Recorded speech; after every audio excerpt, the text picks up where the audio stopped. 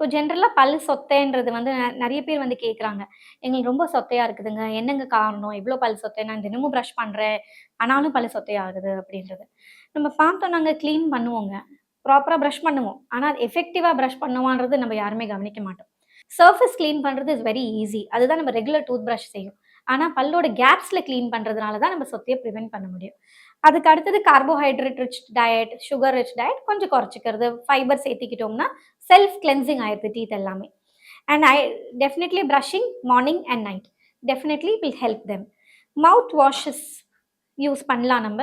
But as வந்து medicated mouth washes வந்து doctor consult பண்ணாம யூஸ் பண்ண வேண்டாம். ஏன்னா வாய்க்குள்ளார வந்து சில பாக்டீரியாஸ் இருக்கும் which are good for the oral good for the body ஆல்சோங்க. So regular medicated mouth washes use பண்ணும்போது என்ன ஆகுதுனாங்க, நல்ல கிருமிகளும் வாஷ் அவுட் ஆயிடும். So it is always better to use a medicated mouth wash only with suggestion from the doctor.